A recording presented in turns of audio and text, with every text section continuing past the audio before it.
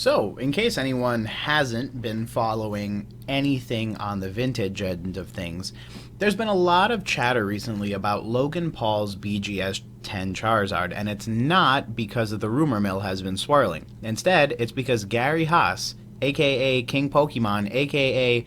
the guy who sold him a PSA 10 graded Charizard, actually finally came forth and gave him his side of the story. So, that matter has been made public knowledge, and now we get to sit here, dissect it, and see what we can learn from the documentary-style video that was released a few days ago on a Dumb Money TV live stream. So, without further ado, let's jump into it. But, as we always do, before we get started, let's roll that intro.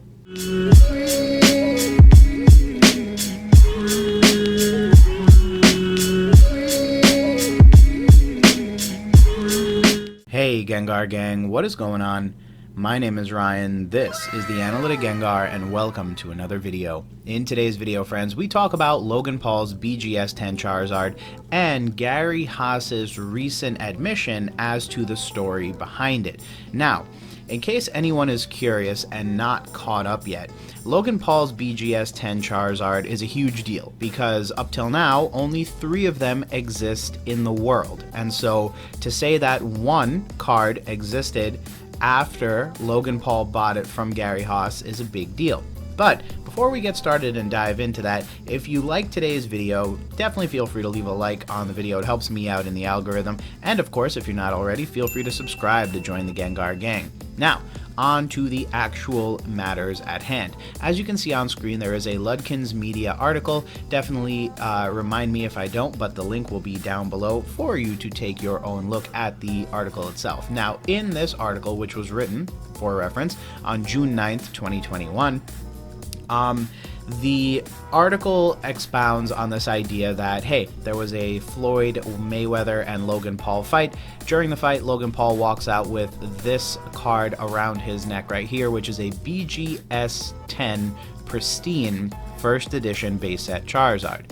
Now, that Charizard was graded and popped up in the fall of 2020. However, no one has any clue where it came from, and up till now, no one even knew who the owner of that card was. In fact, Gary Hasse had put out a bounty on that card because up till fall of 2020, Gary Hasse owned the only 2 of those cards in existence. So, for a third one to pop up in the fall of 2020, and then not actually appear in public until basically summer of 2021 was a pretty big deal. On top of everything else, the fact that Logan Paul wore it out to a fight with Floyd Money Mayweather that was being televised worldwide and on pay-per-view was another big deal in and of itself. So, as we start breaking this down, the main things to take away are that the card popped up randomly in the fall of 2020. No one knew who it was or who owned it up until Logan Paul walks out with it during a fight. And then, on top of everything else, people begin scrambling to foot the difference behind what is actually this card, where did it come from, who was behind it, and was there any malintent behind it. So, one of the major issues with something like this popping up is that it can be quite disruptive because, again, Gary only owned the only other 2 versions of this card that are graded a BGS 10 since. And as you can see, the article makes note that, hey, there was a $50,000 finder's fee and $750,000 to the owner of the card that Gary was willing to offer to pay so that he could own every BGS 10 copy in the world. And so, the internet gets to speculating, hey, where did the card come from? Now, obviously, this is something that I've covered on the channel in the past, but one of the big things that popped up was this video from Leonhart's channel, where in January of 2020, Gary and Leonhart submitted this card to BGS in hopes that it would cross over to be a BGS 10. And obviously PSA 10s and BGS 10s are not necessarily identical. In fact, BGS 9.5s are more closer to PSA 10s. However, there was a hope that this was a strong PSA 10 and therefore it could cross over to be a BGS 10 as well. In that video at the end, we see that there are a couple different reasons highlighted by the Beckett grader as to why this card would not cross over to be a Beckett 10. The next thing that awkwardly happens is that in October of 2020, Logan Paul causes the TCG market to explode, and he actually ends up buying a PSA 10 from Gary. And then in October, the third BGS 10 appears on Beckett's registry. So the article goes on to outline, hey, why is the community so focused on this card? Well, there is a question that popped up regarding what card crossed over to be a Beckett 10, because if it was the same PSA 10 that Gary had sent in and got turned down, there's then a question to be asked about the legitimacy of the grade. What it means is that either back in January of 2020, when Gary submitted the card along with Leonhart, the card was not graded appropriately, or when Logan Paul bought the card and submitted the card in October of 2020, it was quote-unquote overgraded and was crossed when it really should not have been. So that was the real debate about this, and there is a lot of fun going back and forth, and there were tons of different really great comparisons done, like the one you're seeing on screen right now, where they took this image from Logan Paul's actual thumbnail, and then they took a clear scan of the most recently graded 10, and they were actually able to identify many of the same holographic specs across the card. Basically, they're using the holographic specs as unique identifiers to identify the two cards, and you can see here, hey, it's the same card that was PSA that is now BGS, and that's a big deal. So the real question then becomes, why did it cross over to a BGS 10 when Logan Paul bought it versus when Gary had tried to submit it himself with Leonhart earlier in the year? Now, that question is a little bit of a dicey topic, and the main reason for that is because crossovers and grading in general is still largely a subjective process. And so from grader to grader, it can, in theory, influence how the final grade of the card is admitted. There are some graders that grade a little bit more harshly and some that grade a little bit more lightly. And so the ideal situation that played out is that each card was quote-unquote anonymously submitted, meaning there was no indication that, hey, it's Gary's card, or hey, it's Logan Paul's card that would have inappropriately influenced the grader. And the grader back in January of 2020 basically thought the card wasn't it, right? Again, there is a level of subjectivism to this that could have influenced that grader to say, hey, no, I will not grade this card a 10 because, frankly, it is not a 10. Then what could have ended up happening is in October of 2020, the same exact process plays out. The only difference is that Logan Paul or one of his people is submitting the card on his behalf, and the particular grader that got it on that day decided, hey, it is worth crossing over. Now, this is the ideal situation, right? One where the subjectivism of the graders on that particular card is what influenced the card to cross at one point and not cross at another point.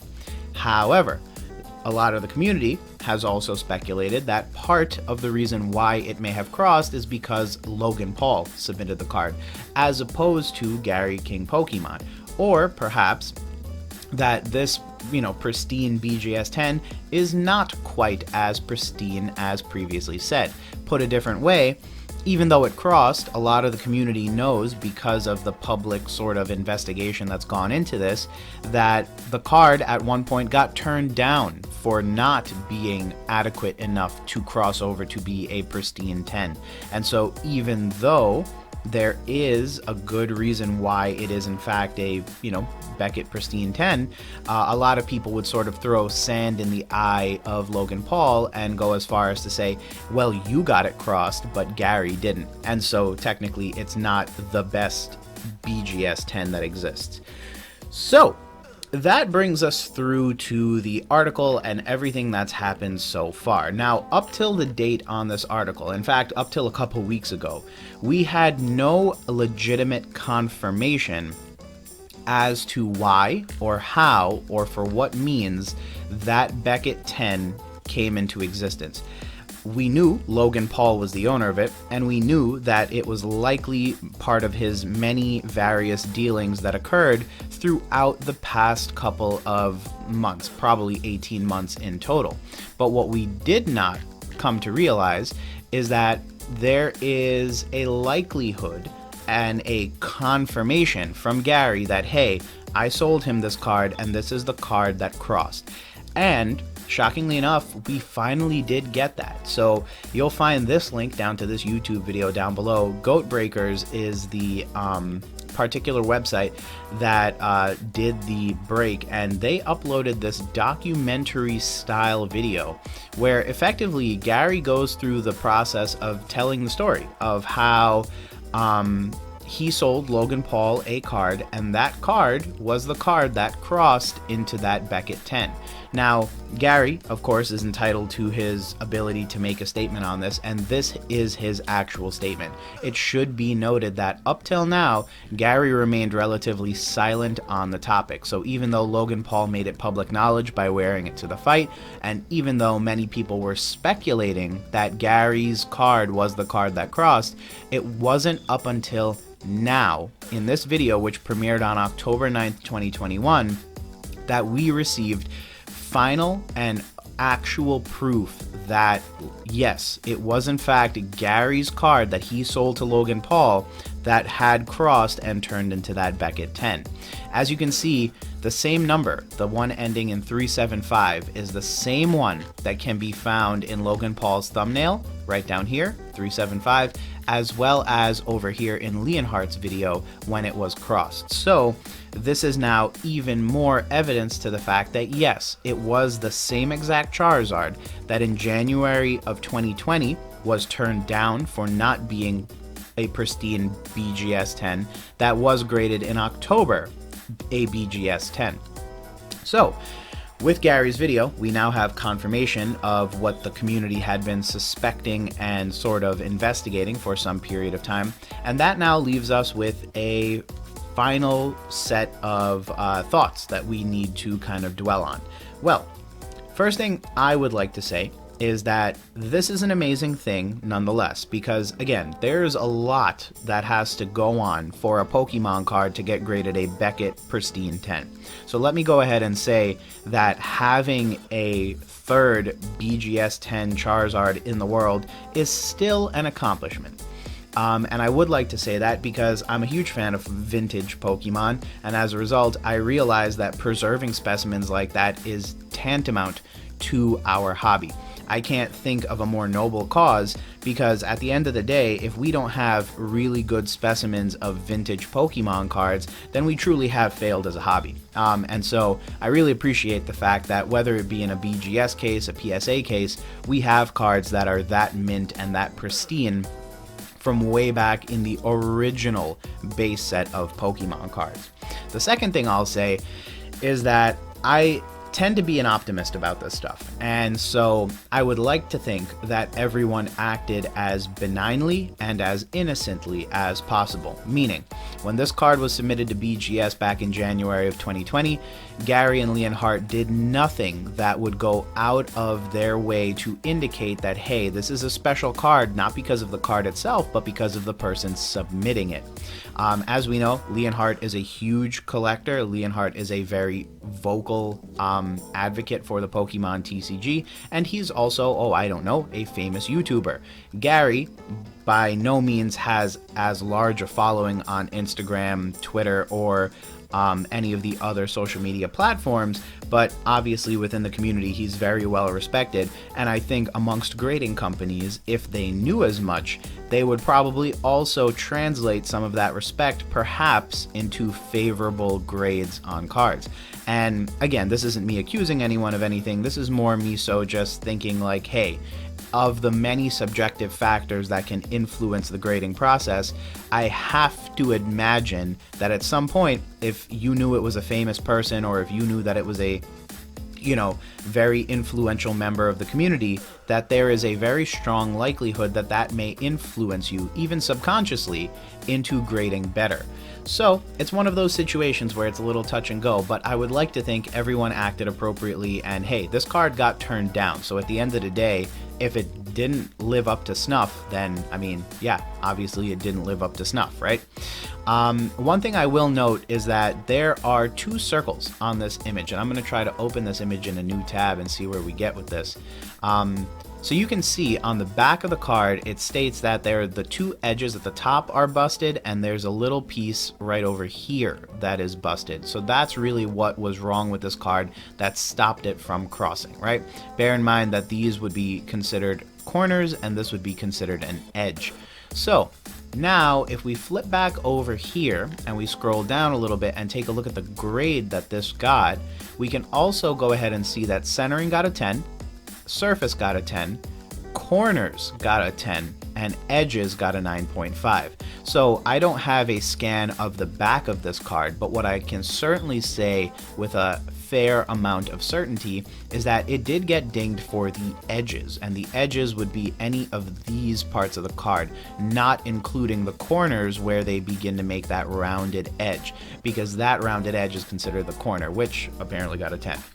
So if I'm trying to foot back between the two, the only thing I could say, at least again, assuming everyone acted appropriately, is that maybe these edges weren't as bad as previously thought, or maybe they were being obscured by the PSA case. Upon opening, it was found that these edges did not in fact have the damage that they did, or rather these corners did not have the damage that they did, and that only this edge right over here was the real big thing that caused an issue. Hence why this isn't a black label. Instead, it got dinged right here for the edges and got a 9.5, and this becomes a gold label, Pristine 10. So that is the update on this particular topic. Again, the reason why this is so significant is because prior to this, there had only been 2 BGS Pristine 10 first edition Charizards in the world. With Logan Paul being able to cross-grade, this now becomes the 3rd BGS 10 that exists in the world. As I previously stated, this is still a monumentous task for our hobby, and it's very important that something like this happens, because ideally you want more of these cards to exist, because it means there are more preserved specimens of this card for future generations to enjoy. Do bear in mind that since there were only 2 and they were both owned by the same person, and this is literally the premier vintage Pokemon card, there's obviously going to be a lot of eyes on this stuff, and that's where speculation came about. And then, of course, there's the age-old question of, was there any undue influence or duress placed on a grader in order to have this card cross-graded? Now, here's the thing. I don't like to accuse anyone of that kind of stuff, nor do I think it's founded, because up till now we can only assume. There is no tangible, visible proof that we can base a case off of. This, by the way, is tangible, visible proof. This was really good detective work done on E4 in order to help, create a story and provide evidence that ended up being 100% true, by the way. So when it's something that we can actually explore and talk about and discuss, I think it's a very valid concern. My thing is that up till now, when you submit cards, your cards are usually uniquely identified by order number. I can't really think of a situation or a reason why that would not be the case for any particular submission, right? And I think grading companies do that purely for the purposes of remaining independent, because they don't want a particular name or a particular customer or a particular, customer's reputation to unduly influence the subjectivism that is introduced into the grading process. Because again, maybe there's a customer you really like, so you bump their cards up. Maybe you have a family member that's submitting cards, so you bump their grades up. Or maybe the opposite is true. Maybe you really hate your family members or a particular customer, and so you grade them punitively or very harshly. And so there are many reasons why there should be built-in systems within the trading card grading systems at BGS, PSA, CGC that prevent this kind of stuff from going on.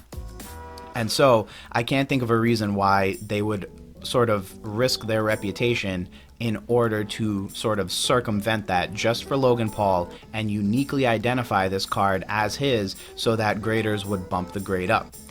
The only thing that I can say is that Beckett has an outstanding reputation for being very, very tough. In fact, being tougher than PSA when it comes to things like centering and like surface grading. And so, again, I can't really see a situation why they would risk their entire reputation, especially the better parts of their reputation, when it comes to things like how tough they are at grading gold label pristine 10s for one particular card that honestly doesn't even represent probably 1% of the total value of all the collectibles that they've graded in the past. And so again, there's multiple reasons why Beckett wouldn't go out of their way to break anything or tolerate any type of, shifty dealings on the side, which I think a lot of the community has implied went on at some point in the process. And basically what I'm trying to say is that I don't think there's a real reason why that would happen. Sure, it's quote unquote fun to accuse people of that because you think that's what went on. But realistically, when you take a step back, take an objective stance on this, and erase Logan Paul's name from the record because his name tends to bring in a lot of vitriol that perhaps is undue, what I tend and choose to believe is that the grading company themselves would have simply said no if it wasn't a pristine 10. The only other thing is that, hey, it was submitted in early 2022 and in late 2022. One grader said no, one grader said yes. Guess what? That's called a subjective grading process, and guess what? That's the industry standard up till now. But with all that said, friends, thanks again for checking out another video. I hope you enjoyed today's video, and like I said, if you learned anything new or you enjoyed the content today, definitely feel free to leave a like on the video, and hey, let me know your thoughts down below on this particular topic. This is a monumental feat, yet at the same time has been sullied by some folks who have pointed out some of the discrepancies as well as some of the issues that may exist with this particular trading card. So definitely feel free to let me know, and hey, if you're not already, like I said before, feel free to join the Gengar gang by subscribing down below. But other than that, friends, thanks again for checking out another video and stopping by, and we will talk soon. Peace.